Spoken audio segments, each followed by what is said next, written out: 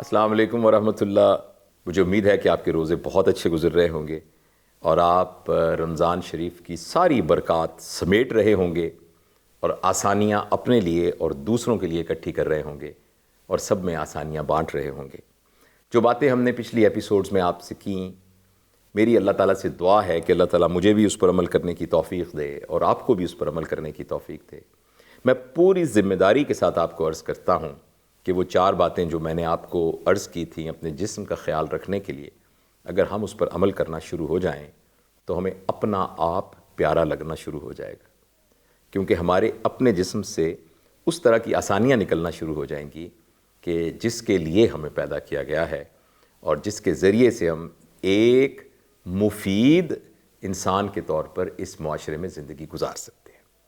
میں آپ کو یاد دلانا چاہتا ہوں کہ میں نے آپ کو یہ بتایا تھا کہ بدقسمتی سے ہم سب اپنے آپ کو، برا نہ منائیے گا، جانوروں کی طرح سے کنڈکٹ کرتے ہوئے یہ زندگی گزار رہے ہیں، اور وہ زندگی جس زندگی میں صرف اپنا کھانا پینا، اپنے بچوں کی نگہداشت اور ان کی ترقی اور گروتھ پر غور کرنا ہو، اور یہ کرتے کرتے آدمی اپنا ایک ٹاور بنا کر یہاں سے دنیا سے چلا جائے، تو آپ یہ بات برا نہ منائیے گا، یہ زندگی جانوروں کی زندگی ہے، یہ حیوانی سطح کی زندگی ہے، کیونکہ حیوان بھی یہی کرتا ہے۔ اور اگر آپ مجھے اجازت دیں اور یہ بات آپ کے مزاج پر گراں نہ گزرے، تو اصل میں یہ حیوانی زندگی بھی نہیں ہے، بلکہ یہ حیوانیت سے بھی نیچے کی سطح کی زندگی ہے۔ وہ اس لیے کہ ایک بکری جب بچوں کو جنم دیتی ہے اور ان کی دیکھ بھال کرتی ہے اور اس کے بعد ان بچوں کو بڑا کر کے چھوڑ دیتی ہے اور پھر خود اپنی زندگی گزار کے اس دنیا سے چلی جاتی ہے، تو اس پورے پروسیس میں اس سے کبھی غلطی نہیں ہوتی۔ وہ سارا کا سارا پروسیس بالکل ایک نصاب کے طور پر اور ایک سسٹم کے طور پہ جاتا ہے، جبکہ انسان اپنی زندگی کے گزارنے کے سلسلے میں غلطیاں کر سکتا ہے۔ فرض کریں کسی کے 5 بچے ہیں تو ہو سکتا ہے اس کے 2 بچوں کی تربیت صحیح طریقے سے نہ ہو سکے، ہو سکتا ہے وہ اپنی صحت کے سلسلے میں کوتاہی کرے، ہو سکتا ہے اپنے رشتوں کے سلسلے میں کوتاہی کرے، جبکہ جانور اس میں بالکل کوتاہی نہیں کرتا۔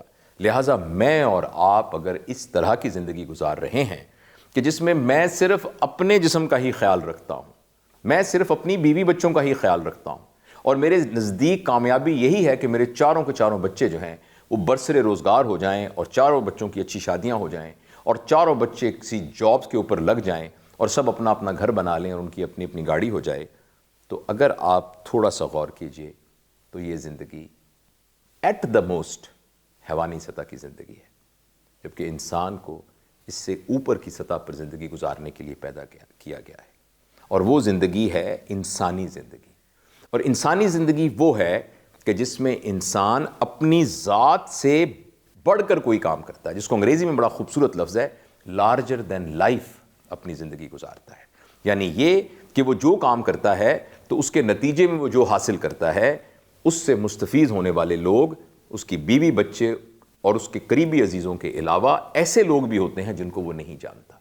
اگر ہماری زندگی میں جو کچھ ہم کر رہے ہیں، اس زندگی سے جو فائدہ ہو رہا ہے، اس کا نفع اٹھانے والے صرف ہم خود یا ہمارے بیوی بچے ہیں، تو جیسے میں نے آپ کو بار بار عرض کیا کہ یہ ایک حیوانی زندگی ہے، اور یہ بہت بدقسمتی ہوگی کہ ہم انسان ہوتے ہوئے حیوانی زندگی گزاریں۔ دیکھیے، ایک زندگی گدھے کے طور پر گزارنا کوئی بری بات نہیں ہے، گدھا ہونا کوئی بری بات نہیں ہے، لیکن یہ بہت بری بات ہے کہ کوئی گدھا نہ ہو مگر زندگی گدھے کے طور پر گزارے۔ اگر کوئی گدھا ہے اور گدھے کے طور پر زندگی گزارتا ہے تو یہ تو کوئی بری بات نہیں ہے، لیکن ایک شخص کا پوٹینشل جو ہے گدھے سے بہت زیادہ ہو مگر وہ گدھوں کی طرح زندگی گزارے، یہ بہت بری بات ہے۔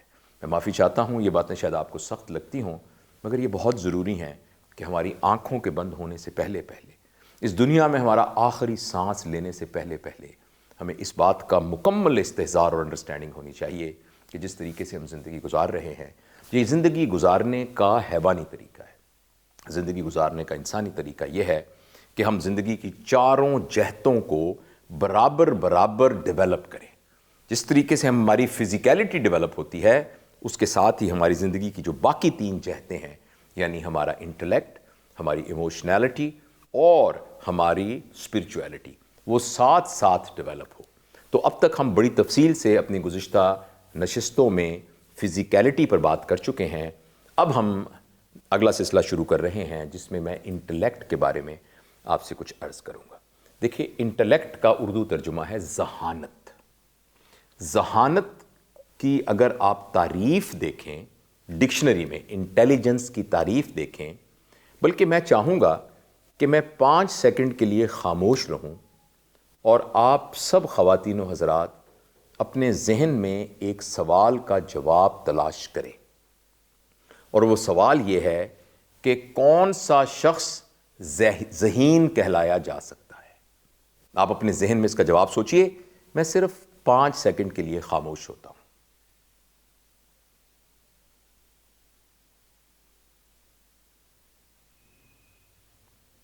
تو مجھے یقین ہے کہ آپ نے اپنے ذہن میں ایک فکرہ بنایا ہوگا کہ جو شخص یہ کرتا ہو وہ ذہین ہے.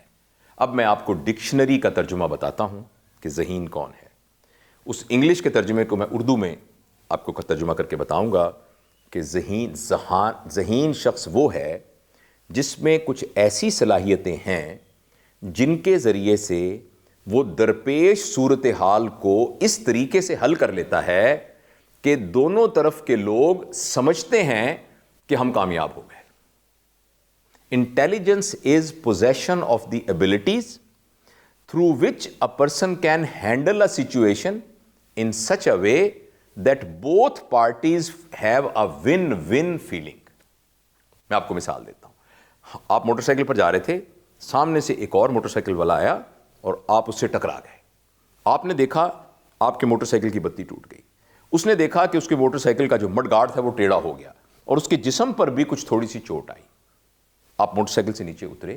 اگر اس انکاؤنٹر کے دوران آپ کی اس کے ساتھ تو میں ہوئی، اس نے کوئی گالیاں بکیں، آپ نے بھی آگے سے سخت الفاظ کہے، اس نے آپ کو تھپڑ مار دیا، آپ نے بھی دھکا دے دیا، تھوڑی دیر بعد پولیس آ گئی، پھر بڑی مشکل سے صلح صفائی ہوئی اور 3-4 گھنٹے کے بعد آپ اس جھگڑے کے بعد گھر آئے تو آپ کا سر پھٹ رہا تھا، آپ کو غصہ آیا ہوا تھا، آپ تکلیف میں تھے.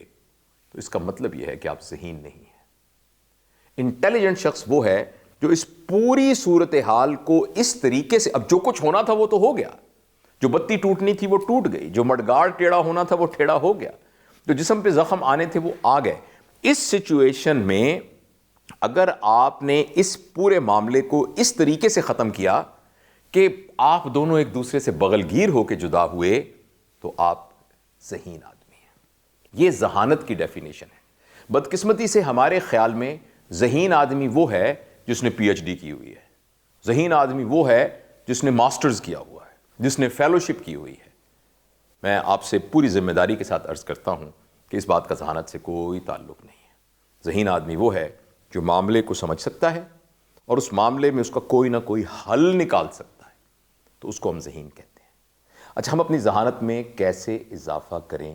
یہ ایک سوال آپ کے ذہن میں ہوگا کہ یہ خصوصیت کیسے ہو کہ میرے موٹر سائیکل کو دوسرے موٹر سائیکل سے ٹکر لگے اور میں پھر اس پوری صورتحال کو اس طریقے سے ختم کر سکوں جس میں دونوں خوش ہوں، یا کم از کم دونوں خوش نہ ہوں تو دونوں مطمئن ہوں، یا کم از کم یہ تو ہو کہ دونوں بہت زیادہ غصے میں نہ ہوں. اس کے لیے سب سے اہم چیز یہ ہے کہ ہم اپنے فوکس کو ڈیولپ کریں. اس بات کے سمجھنے کے لیے آپ کو تھوڑی سی توجہ مجھے دیجیے تو میں آپ کو سمجھانے کی کوشش کرتا ہوں. دیکھیے، میں کسی معاملے میں جو کچھ کرتا ہوں وہاں ایک لمحہ موجود ہے جس میں سے کچھ ڈیٹا میرے پاس آ رہا ہے. یعنی میرا موٹر سائیکل کسی موٹر سائیکل سے ٹکرایا تو یہ وہ انفارمیشن ہے جو میرے ذہن میں آئی ہے. البتہ اس کے نتیجے میں جو میں فیصلہ کرنے جا رہا ہوں وہ صرف اس ڈیٹا کی بیس پہ نہیں کرتا. انسان ہونے کی وجہ سے میرے پاس ایک بہت بڑی طاقت ہے جس کا نام ہے یادداشت یا میموری، اور اس میموری میں بہت زیادہ چیزیں پہلے سے سٹور کی گئی ہیں.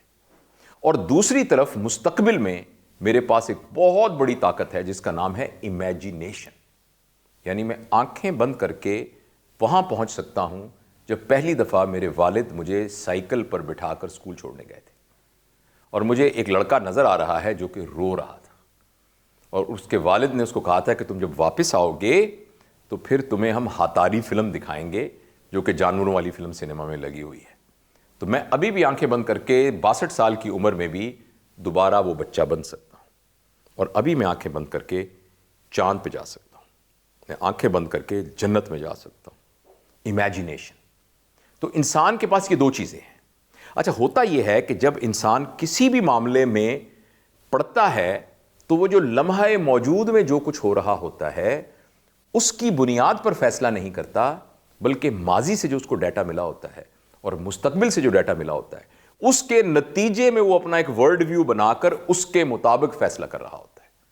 فرض کریں جو شخص دوسرا موٹر سائیکل پر بیٹھا تھا، اس نے سوٹ پہنا ہوا تھا، اس نے ٹائی پہنی ہوئی تھی، اس کے چمکدار بوٹ تھے اور سر پر اس کے فیلٹ ہیٹ تھا، اگر وہ شخص ہے تو شاید میرا ریئیکشن ڈیفرنٹ ہوگا. حالانکہ میرا موٹر سائیکل لگا، اور اگر وہ شخص ایک ایسا ہوگا جو دیکھنے میں دیہاتی سا آدمی لگتا ہوگا تو میرا ریئیکشن ڈیفرنٹ ہوگا. اس کا مطلب یہ ہے کہ میں نے لمحہ موجود سے ڈیٹا نہیں لیا، ماضی کی انفارمیشن سے مجھے پتا لگا کہ یہ شخص دیکھنے میں وکیل لگتا ہے، تو اس کے ساتھ پھڈا کروں گا تو بڑا مسئلہ ہو جائے گا، تو میرا رویہ بالکل ڈیفرنٹ ہوگا.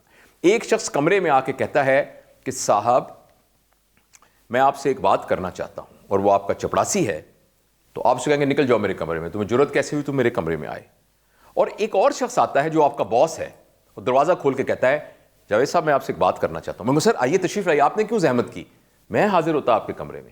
دونوں نے ایک ہی بات کی ہے، دونوں نے ایک ہی بات کی ہے کہ جاوید صاحب میں آپ سے ایک بات کرنا چاہتا ہوں، لیکن ایک کے ساتھ میرا رویہ مختلف ہے، دوسرے کے ساتھ مختلف ہے، کیونکہ میں نے لمحہ موجود پہ غور نہیں کیا، میں نے ماضی میں جو میرا ورلڈ ویو اس شخص کے بارے میں بنا ہوا ہے جو میرا متحد ہے اس کو استعمال کرتے ہوئے اس سے رابطہ کیا.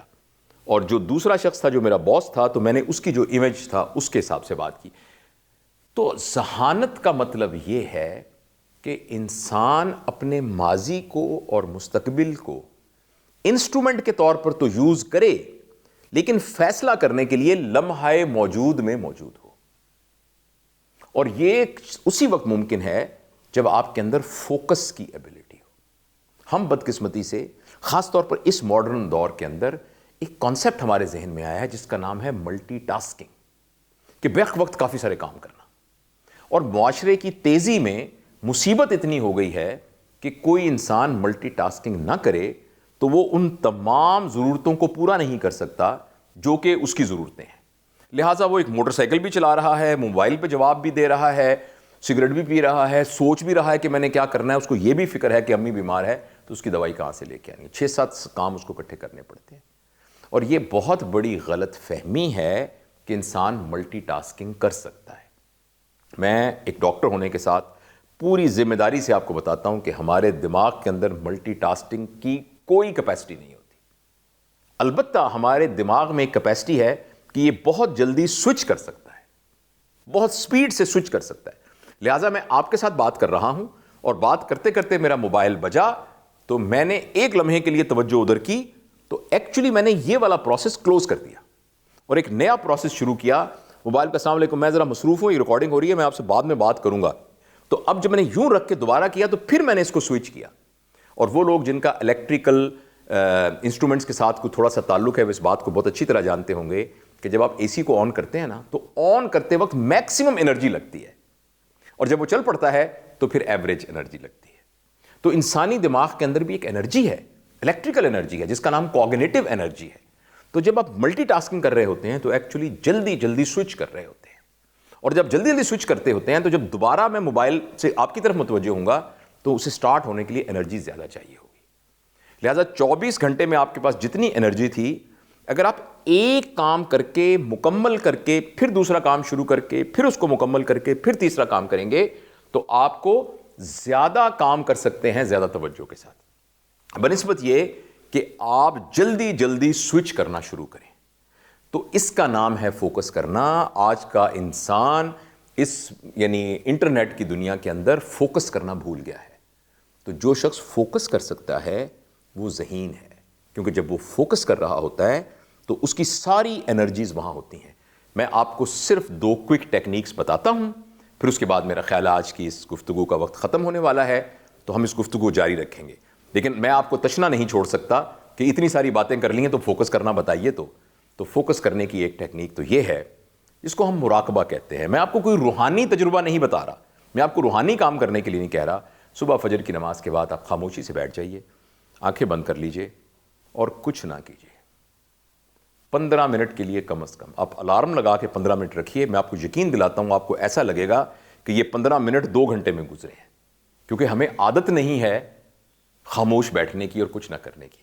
اگر آپ اس کو روز کریں گے تو آہستہ آہستہ آپ کی طبیعت میں ٹھہراؤ آ جائے گا اور آپ کو فوکس کرنا آ جائے گا. میں یہ ذاتی تجربے کی بنیاد پر پوری ذمہ داری سے کہتا ہوں. اور دوسری ٹیکنیک یہ ہے کہ آپ کی زندگی میں مختلف اشخاص ہیں. جو شخص جس کا 24 گھنٹے میں آپ سے رابطہ زیادہ رہتا ہے, ہو سکتا ہے آپ کا اسپاؤس ہو سکتا ہے آپ کا باس ہو سکتا ہے آپ کا کولیگ ہو سکتا ہے کوئی سبارڈینیٹ ہو, اس شخص کے بارے میں آپ فیصلہ کر لیں کہ جب یہ مجھ سے بات کرے گا تو میں بالکل توجہ سے اس کی بات سنوں گا. یعنی جب آپ مجھ سے بات کریں گے تو میں آپ کی بات بالکل موبائل رکھ دوں گا, سب کچھ ہاں بتائیے کیا کہہ رہے ہیں, آپ پوری توجہ سے بات سنوں گا اور اس وقت میں کوئی خیال ذہن میں نہیں لے کے آؤں گا. تو آپ ایک شخص پر یہ تجربہ کریں گے تو کچھ عرصے کے بعد ہر شخص کے ساتھ بات کرتے وقت آپ کا فوکس ڈیولپ ہو جائے گا. اس سلسلے میں اور بھی باتیں کریں گے, تو آپ ہمارے اس پروگرام کے ساتھ جڑے رہیے گا. انشاءاللہ اگلی قسط میں اس بات کو مزید آپ کے سامنے شیئر کروں گا. ایک سمری بتا دیتا ہوں کہ انسانی جسم کی 4 جہتیں ہیں: فزیکیلٹی, انٹلیکٹ, ایموشنالٹی اینڈ اسپرچویلٹی. ہم فزیکیلٹی کے بارے میں پچھلی گفتگو میں تفصیل سے بات کر چکے ہیں, یہاں میں نے انٹلیکٹ کے بارے میں آپ کو کچھ بتایا ہے. بہت بہت شکریہ, انشاءاللہ پھر ملاقات ہو.